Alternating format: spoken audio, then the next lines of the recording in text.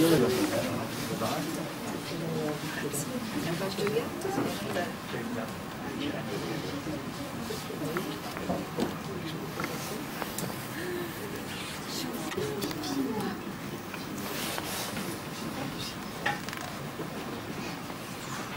vraiment pressé.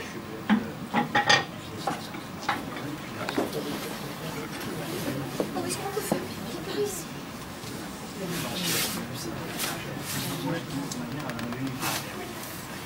Voilà, c'est plein d'orties.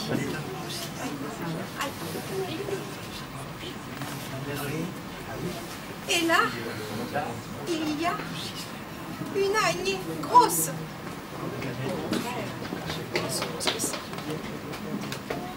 Allons voir un peu plus loin.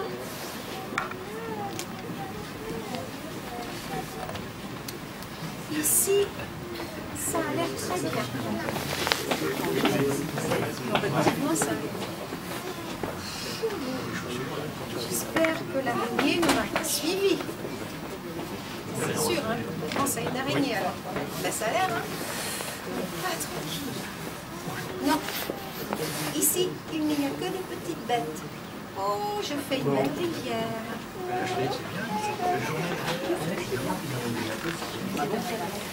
Oh là là, c'est la panique chez les fourmis.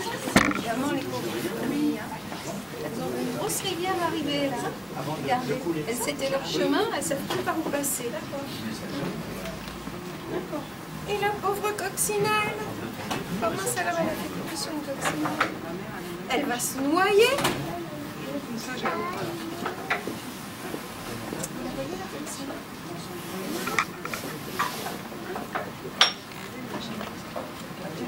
Je vais faire un pont pour les fourmis. Elle fait un pont avec les herbes pour que les fourmis puissent passer. Attrape la brindille, coccinelle. Un petit morceau de bois et elle le met. Et la petite coccinelle peut monter dessus. Pourquoi es-tu toute rouge? Tu es vraiment fâchée? Est-ce qu'elle est rouge parce qu'elle est fâchée, la coccinelle? Non, elle est rouge parce que... Elle est rouge, c'est ça. Bon, rentre chez toi. Je n'ai jamais vu une aussi petite bête faire autant d'histoire. Pour un petit pipi de rien du tout. Et voilà, la petite demoiselle, elle rentre chez elle et vous avez vu, elle a mal remonté. Elle s'est habillée, elle a mis sa robe dans sa culotte. Et voilà, ouf, une petite envie qui est terminée. Voilà.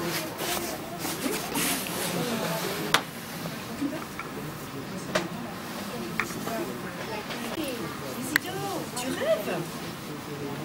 Troisième fois, Isidore a fait tomber la balle.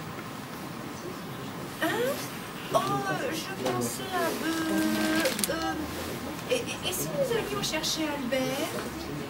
Ce serait plus drôle la carte, dit Isidore.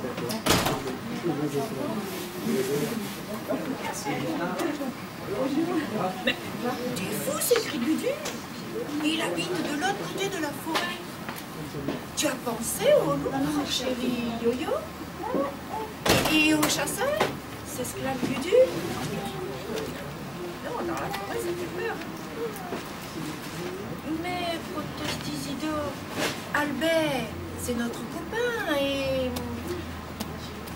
Qu'il traverse la forêt, lui, s'écrie Yo-Yo. Tu veux vraiment finir en civet? On donne poil de lapin. Ne compte pas sur moi, ni sur moi, ajoute Dudu. Quel froussard. Bon, je n'ai pas besoin d'eux, je n'ai pas peur, moi. J'irai tout seul. Maman! Maman! Les petits derrière là, ils croient voir des loups. Caché au fond de son terrier, Isidore entend un oiseau chanter. Si Albert me voyait, il me trouverait bien ridicule, se dit-il enfin. D'un bras, il s'empare d'une épée et se dirige vers la forêt. Ah ah, je n'ai pas peur, se répète-t-il. Isidore n'a peur de rien. La forêt lui paraît soudain moins menaçante. Il suffit de se motiver. J'ai pas peur. Il continue son chemin.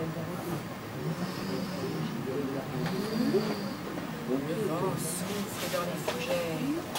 Isidore brandit son épée. Vous voyez là?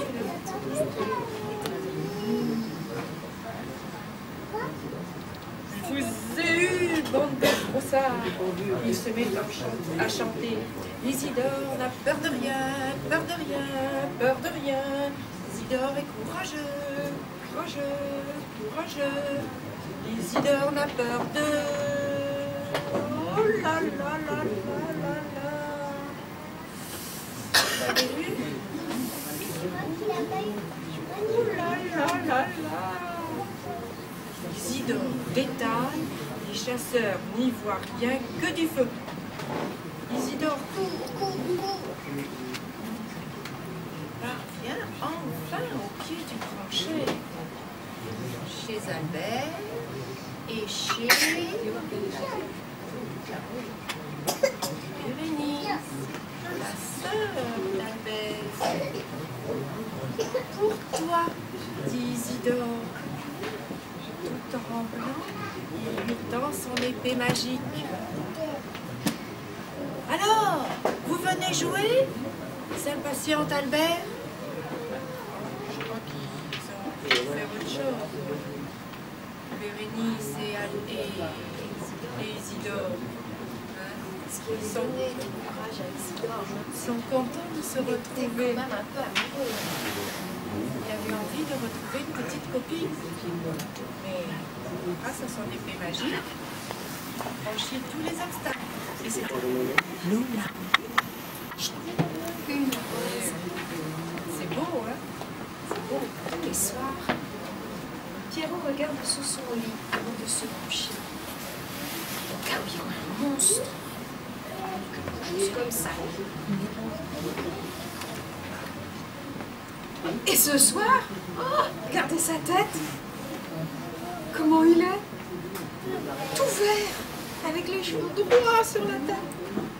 Visiblement, il y a bien quelque chose. Oh, moi, j'en sais rien, mais qu'est-ce qu'il a eu peur? Oh, désolé de t'avoir fait peur. Déclare quelque chose en sortant sourire. Et qui es-tu? Gai Pierrot. Oh, je suis Promzy, déclare la chose. Le protecteur du sommeil des enfants, pour te servir. Promzy s'incline. Mais depuis quand tu es là? Demande Pierrot. Moi? Oh, tu es né? Je vérifie pourtant tous les soirs sous mon lit. Oh, je sais, mais d'habitude je me cache. Bon. Alors, bonne nuit. Pierrot, c'est pigouille. Je t'en prie, se couche. Éteins la lumière. Tandis que Promzy se glisse sous le lit. Bonne nuit, répond Promzy. Tu dors? Non? Tu ne veux pas venir dans mon lit, tu seras bon. Dis bien. Bien. Voici te dit, voici te fait. Tiens, tu veux que je te dise un secret? Je chante Promzy. Bien sûr. Tu me promets que tu ne le chasseras pas de ton lit. Promis, dit à nouveau Pierrot. Écris-le-moi sur une feuille de papier, insiste Promzy. Pierrot allume la lampe, prend le papier et un feutre, et il prononce à voix haute ce qu'il écrit. Moi, Pierrot, je ne chasserai pas Ponzi de mon lit s'il me dit son secret. Pierrot signe et tend la feuille à Ponzi. Alors voilà, dit Ponzi en rougissant. Je ne suis pas vraiment le protecteur du sommeil des enfants. Je suis un évadé. Je me suis sauvé d'un des livres d'horreur de ton grand frère. Parce que j'avais peur des autres monstres. Oh, le pauvre. Il y avait plein de monstres dans le livre du grand frère. Et Ponzi en avait peur, alors il s'est sauvé. Mais depuis que je dors sous ton lit, je n'ai plus jamais peur. Ajoute Ponzi. Alors on n'a qu'à dormir tous les deux sous mon lit, dit Pierrot. Je te protégerai des vrais monstres. Et toi, tu me protégeras des monstres des livres, dit Ponzi. Top là. Quand on top, ça veut dire qu'on tape dans la main, comme ça on dit qu'on est d'accord. Dit Pierrot. Passe d'abord sous le lit. Puis après, dit Pierrot, et si on se mettait dans le lit, propose Ponzi, ce serait mieux. D'accord, dit Pierrot. Et en fait, Ponzi, moi aussi, je voudrais te dire un secret. Écoute, dit Ponzi. Je ne sais pas encore écrire. J'ai fait semblant. Mais tu ne vas pas me chasser? Demande Ponzi inquiet. Bien sûr que non, répond Pierrot. Et c'est ainsi que Ponzi devint le protecteur du sommeil de Pierrot. Et Pierrot devint le protecteur du sommeil de Ponzi. Et voilà, l'histoire est terminée. Là, c'est